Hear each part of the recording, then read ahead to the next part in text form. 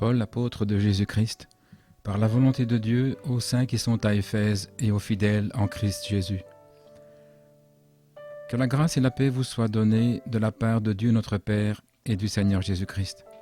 Béni soit Dieu le Père de notre Seigneur Jésus-Christ, qui nous a bénis de toute bénédiction spirituelle dans les lieux célestes en Christ, selon qu'il nous a choisis en lui, avant la fondation du monde, pour que nous soyons saints et irrépréhensibles devant lui dans l'amour, nous ayant prédestinés à l'adoption des enfants par Jésus-Christ en lui-même, selon le bon plaisir de sa volonté, à la louange de la gloire de sa grâce, dans laquelle il nous a rendus acceptés dans le bien-aimé. En lui nous avons la rédemption par son sang, le pardon des péchés, selon les richesses de sa grâce, dans laquelle il a abondé envers nous en toute sagesse et prudence, nous ayant fait connaître le mystère de sa volonté, selon le bon plaisir qu'il s'était proposé en lui-même, afin que dans la dispensation de la plénitude des temps, il puisse rassembler en un toutes choses en Christ, à la fois celles qui sont dans les cieux et celles sur la terre, cela même en lui, en qui également nous avons obtenu un héritage, étant prédestinés, suivant la résolution de celui qui opère toutes choses d'après le conseil de sa propre volonté, afin que nous soyons à la louange de sa gloire, nous qui nous sommes confiés premièrement en Christ, en qui vous avez aussi placé votre confiance, après avoir entendu la parole de la vérité, l'évangile de votre salut, en qui aussi, après avoir cru, vous avez été scellés du Saint-Esprit de la promesse, ce qui est les prémices de notre héritage, jusqu'à la rédemption de la possession acquise à la louange de sa gloire. C'est pourquoi moi aussi, ayant entendu parler de votre foi dans le Seigneur Jésus et de votre amour pour tous les saints, je ne cesse de rendre grâce pour vous, faisant mention de vous dans mes prières, afin que le Dieu de notre Seigneur Jésus-Christ, le Père de gloire, vous donne l'esprit de sagesse et de révélation dans sa connaissance, les yeux de votre entendement étant illuminés, afin que vous connaissiez quelle est l'espérance de son appel, quelles sont les richesses de la gloire de son héritage dans les saints, et quelle est l'immense grandeur de sa puissance envers nous qui croyons, selon l'opération de sa grande puissance. Il l'a déployé en Christ quand il l'a ressuscité des morts, et l'a placé à sa propre main droite dans les lieux célestes, loin au-dessus de toute principauté, force et puissance et domination, et tout nom qui se peut nommer, non seulement dans ce monde, mais encore dans celui à venir. Il a tout mis sous ses pieds, et il l'a donné pour chef sur toute chose à l'Église, qui est son corps, la plénitude de celui qui remplit tout en tous. C'est vous qui l'a vivifié, vous qui étiez morts dans les transgressions et les péchés, dans lesquels vous marchiez autrefois selon le cours de ce monde, selon le prince de la puissance de l'air, de l'esprit, qui agit maintenant dans les fils de la désobéissance, parmi lesquels nous avions tous notre conversation dans les temps passés, dans les convoitises de notre chair, accomplissant les désirs de la chair et de la pensée, et nous étions par nature des enfants de colère comme les autres. Mais Dieu qui est riche en miséricorde, à cause du grand amour dont il nous a aimés, nous qui étions morts dans les péchés, il nous a vivifiés ensemble avec Christ, par grâce vous êtes sauvés. Il nous a ressuscités ensemble et nous a fait asseoir ensemble dans les lieux célestes en Christ Jésus, afin que dans les âges à venir il puisse montrer les énormes richesses de sa grâce par sa bonté envers nous par Christ Jésus. Car c'est par la grâce que vous êtes sauvés, par la foi. Et cela non pas de vous-même, c'est le don de Dieu. Non pas des œuvres, afin que personne ne se vante. Car nous sommes son ouvrage, créé en Christ Jésus pour de bonnes œuvres, que Dieu a ordonnées d'avance, afin que nous y marchions. C'est pourquoi, souvenez-vous que vous étiez dans le passé des gentils dans la chair, qui êtes appelés l'incirconcision par ce qui est appelé la circoncision dans la chair, faite par des mains d'hommes. Qu'en ce temps-là vous étiez sans Christ, étant étrangers du bien-être commun d'Israël, et étrangers aux alliances de la promesse, sans espérance et sans Dieu dans le monde. Mais maintenant, en Christ Jésus, vous qui étiez autrefois éloignés, vous avez été rapprochés par le sang de Christ.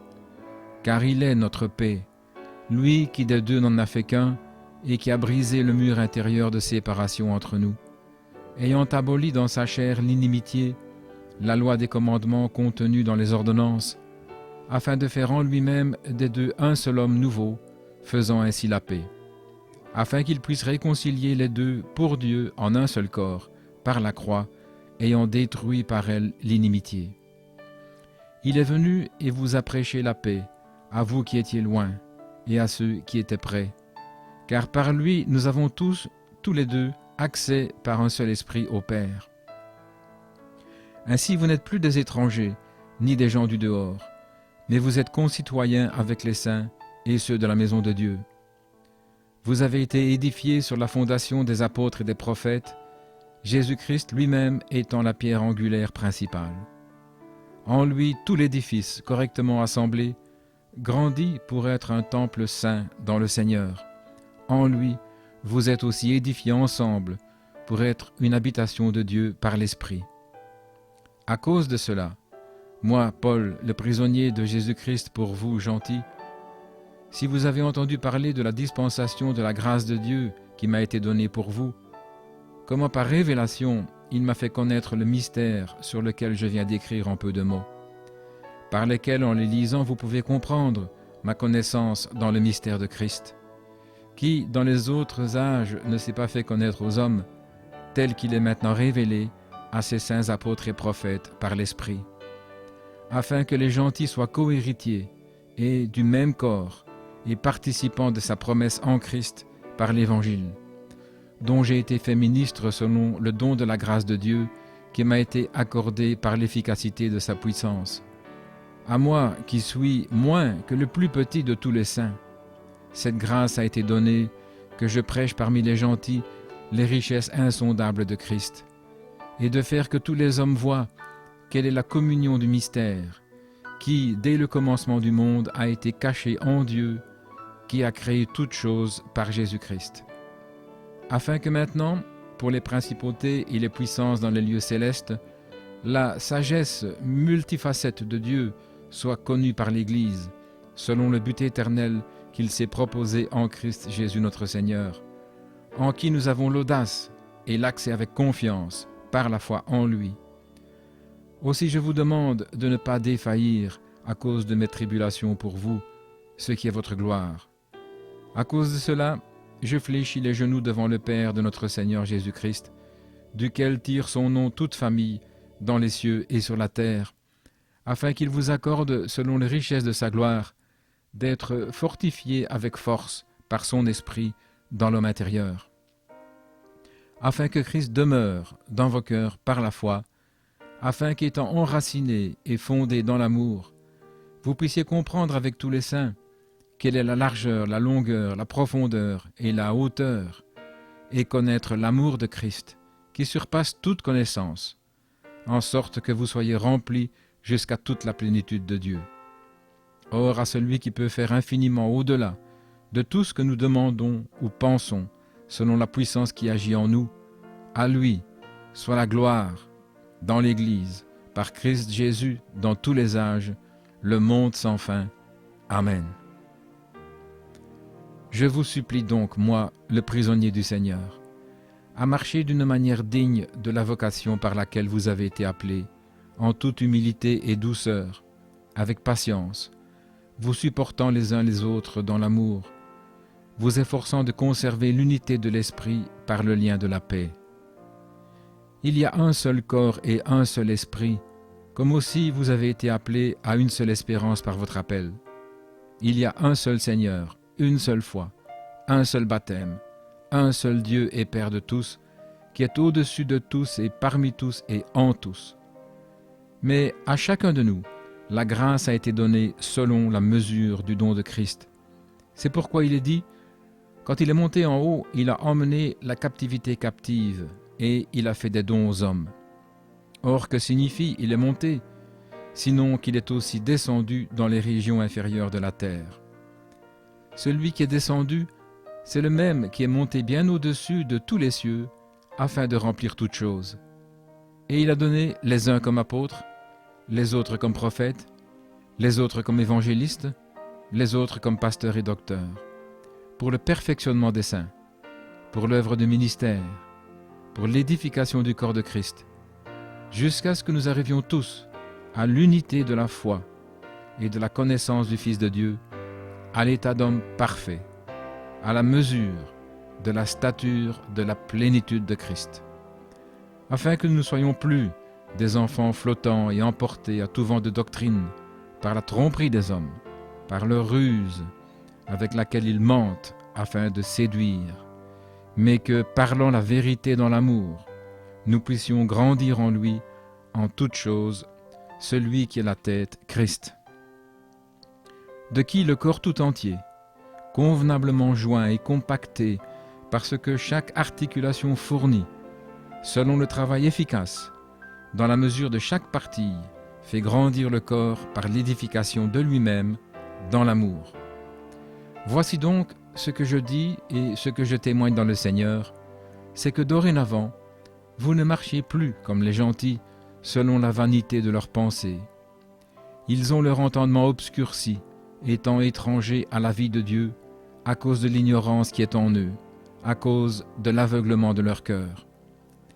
Ayant perdu tout sentiment, ils se sont livrés à la dissolution pour commettre toute espèce d'impureté avec cupidité.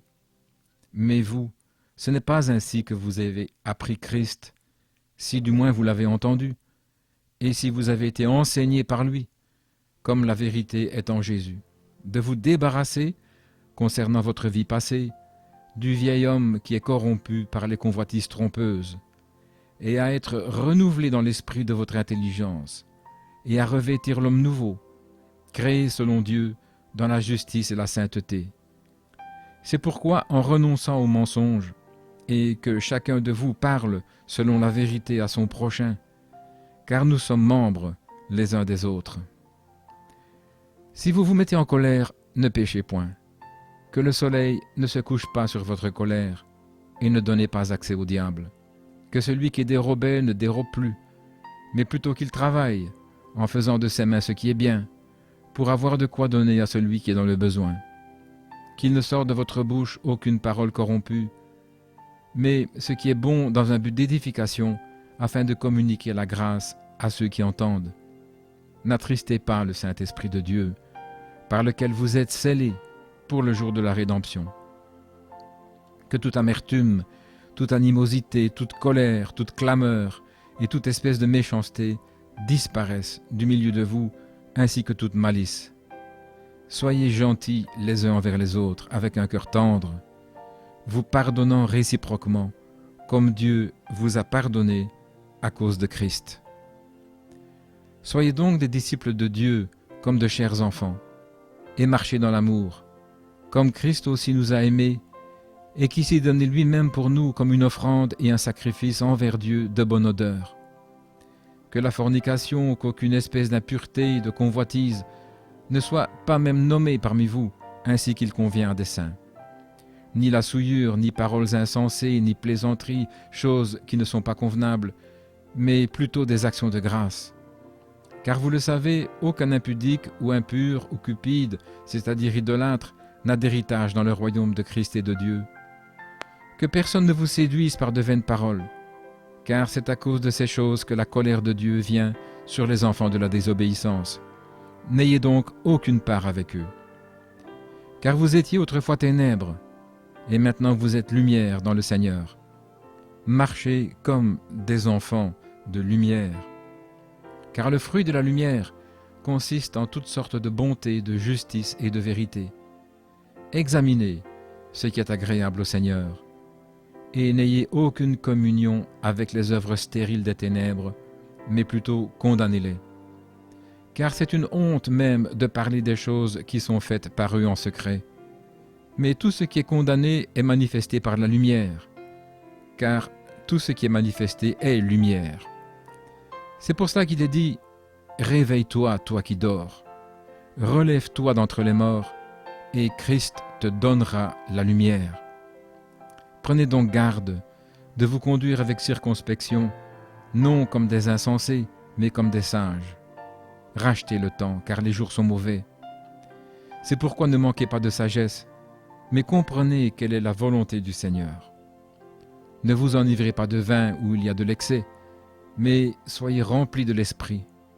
Entretenez-vous par des psaumes, par des hymnes et par des cantiques spirituels, chantant et ayant une mélodie dans votre cœur pour le Seigneur. Rendez continuellement grâce pour toutes choses à Dieu le Père, au nom de notre Seigneur Jésus-Christ, vous soumettant les uns aux autres dans la crainte de Dieu.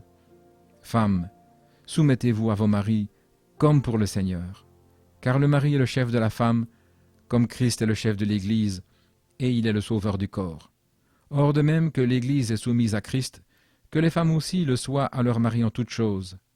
Marie, aimez vos femmes, comme Christ a aimé l'Église et s'est livré lui-même pour elle, afin de la sanctifier et de la purifier par le lavage d'eau, par la parole, afin qu'il puisse se présenter à lui-même une Église glorieuse, sans tache ni ride, ni rien de semblable, mais sainte et sans reproche. C'est ainsi que les maris devraient aimer leurs femmes comme leur propre corps. Celui qui aime sa femme s'aime lui-même.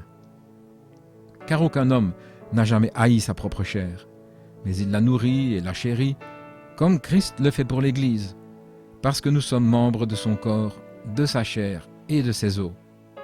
C'est pourquoi l'homme quittera son père et sa mère et s'unira à sa femme, et les deux deviendront une seule chair. Ceci est un grand mystère.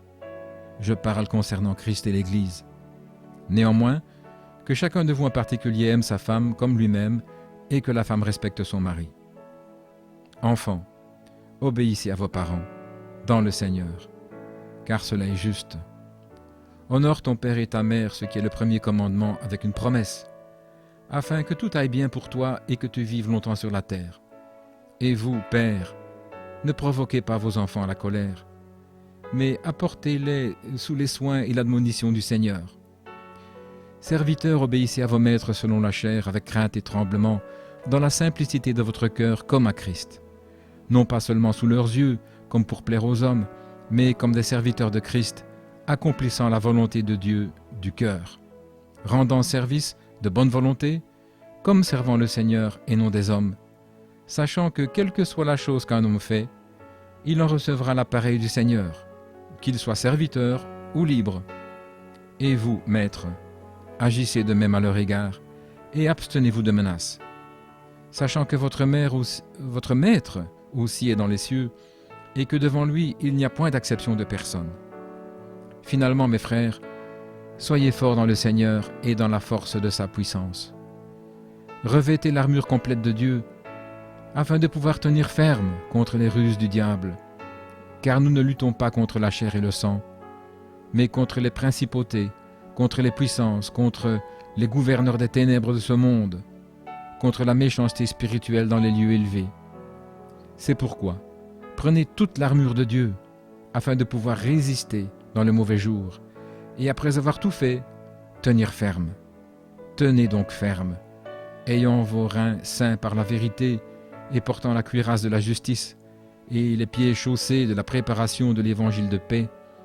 Prenez par-dessus tout le bouclier de la foi, avec lequel vous pourrez éteindre tous les traits enflammés du malin. Et prenez le casque du salut, et l'épée de l'Esprit, qui est la parole de Dieu.